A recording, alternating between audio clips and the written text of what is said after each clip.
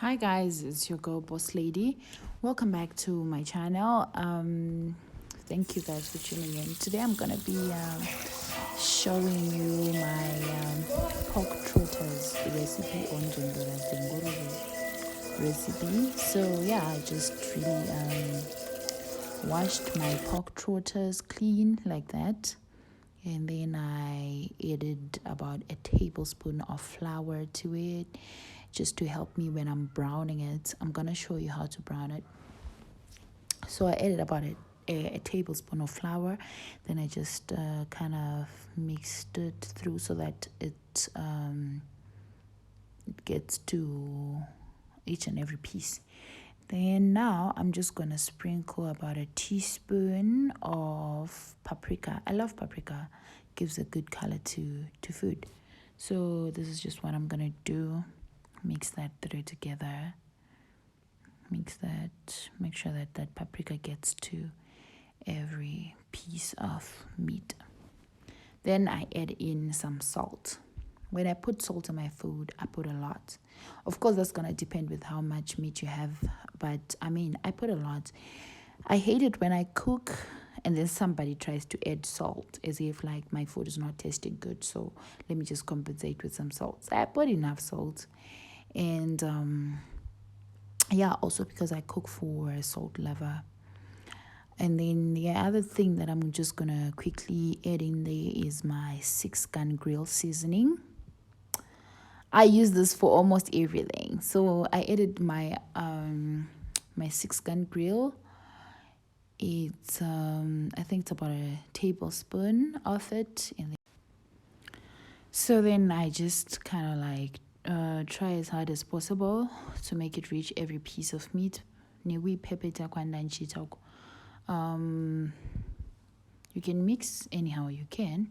So now I add a quarter cup, right? A quarter of 250 ml cup. I add a quarter cup of olive oil into a non-stick wide pan. You can use any pan that you can, and also on the seasoning, hey guys, you can use anything. I used that seasoning because it's got a nice smell, and I don't really like the smell of pork. Yeah, like it kind of just is too much, so I just really spice and season it a lot. You can put on any spice, you can put any pork spice, you can put in even beef spice, chicken spice, or anything like that.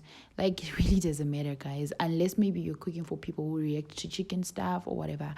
But yeah, you can just really season it with anything, right, that you like. I use 6-gun grill, sorry, because I really love the smell. It overpowers the smell of raw pork, or even the smell of boiled pork. So yeah, then I add in my pork pieces. Look at that, guys. I'm putting it in a way that the skin side is in the hot oil like that, you know. Why? Because it's the skin side that I need to be browned. So this is just how I'm gonna be laying my pork trotter pieces into that wide pan.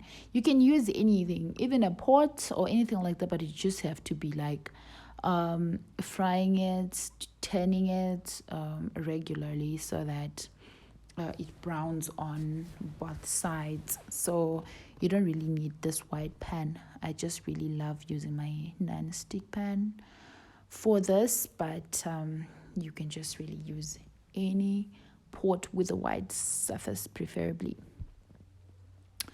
So I put my pieces in that order like that. I just really hope she says no kwana, but okay, well, they will kwana. So after about 4 or 5 minutes, remember my heat is on 4, right? So after about 4 or 5 minutes, I just really go back and turn my pieces. Yeah, put in my side that is not browned. So when I talk about browning meat, I'm simply just saying that you add in a little flour. Even if you don't use flour, you can just still brown meat without flour. Like I brown my beef stew, my beef cubes without without putting flour on them. Browning food before you cook them helps kuti all the juices of the food just really gathers in the right places, other than losing it in water like when you're boiling it, right? So it's very important to brown food before you cook it. It's very, very important to just really brown your food before anything else. And look at that. Look at that. Yes, that's what you should do. You don't really need to brown the bone, but the skin side, like that. I know that you guys are gonna love this recipe. It's gonna be tasting nice. It's gonna be looking amazing. So you leave it to brown the other side. Whilst I'm doing that, let me just go to cut my veggies. Okay. For this recipe, there's not much of veggies needed. Some people put tomato in pork trotters, in mazondo and stuff like that, but nah, I don't really like tomato in this kind of dishes, you know. So I just really put my onion or my greens or anything like that. I don't really like mix mazondo with veggies and stuff like that. No, man.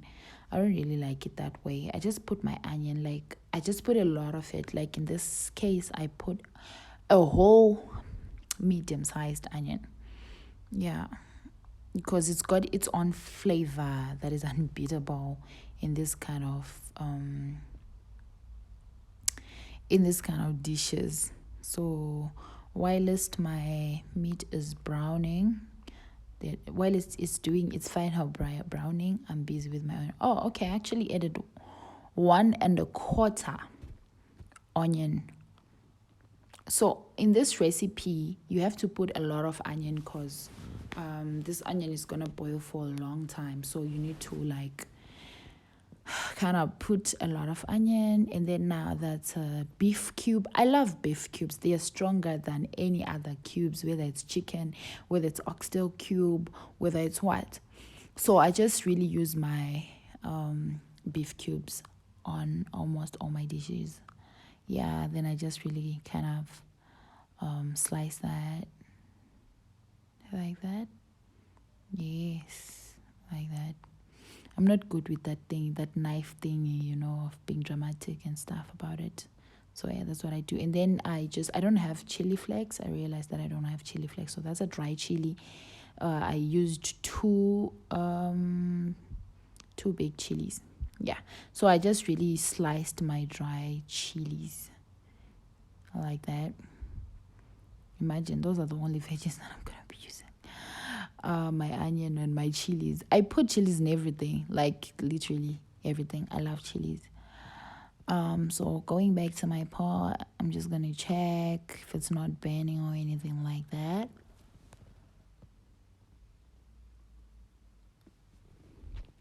Yeah, then I just kind of like fry that in. Yeah, so because it's hot oil, it's gonna be splashing all over the stove. So yeah, don't mind my stuff getting dirty and stuff like that. But yeah, because pork has its own oil, so it's gonna be popping in there like no man's business. Yeah. So while you're doing this, you can still maybe just add a little bit of spice to. If it's not browned enough for you, you could just add a little bit of spice. But in this case, I didn't because I browned it on the side. Sorry, because I added my flour and my seasons on the side, not inside the pot. All right. So now I change pots because now I need a pot that I can cover and a pot that I can use for longer. Right? Then I add in my piece. So if you do this recipe with a non-stick pot, wow, you will love it. If you use a sticking pot like this one, you just need to make sure that your heat is not like high. So now I'm just going to quickly add my my veggies, my onion, my chilies, and those two beef stock cubes, right? Like that. After this, I'm just gonna add 4 cups of water, all right? Enough to cover those pork trotters. Yeah, you might not cover it. You might like just put a little bit. That is black pepper. I added black pepper as well. So you might not like have to put enough water to cover the meat. You can just put as much water as you can if you're able to go back to check your pot if everything is okay. And then you just be adding water as you go. But 4 cups is enough. I added 2 because I was going to be checking on my pot and adding the remaining 2, right? So a cup is 250 mils, and that is a 250 ml cup. Oh, I got these measuring cups at Mr. Price home. They are really handy. So yeah, that's just about it. You add in your water like that. So 4 cups. Yeah, 4 to 5 cups depending on how much meat you have. And then I just close my pot. I'm done. So I keep on checking my pot and adding water if it's not enough to make sure that it doesn't burn. And then yeah, I just really timed per 30 minutes so that it gets to 1 hour 30 minutes. So after 1 hour 30 minutes, this is what you have. Look at that. Look at that, guys. Look at that. You have no idea how much tasty that really was. Yeah. Then I'm done. So I saved that with rice renodovi and coleslaw salad and beetroot. I love the combination of coleslaw salad and beetroot. So yeah, this is just how you really make this, guys. Don't forget to like, comment, and subscribe to my channel. Bye.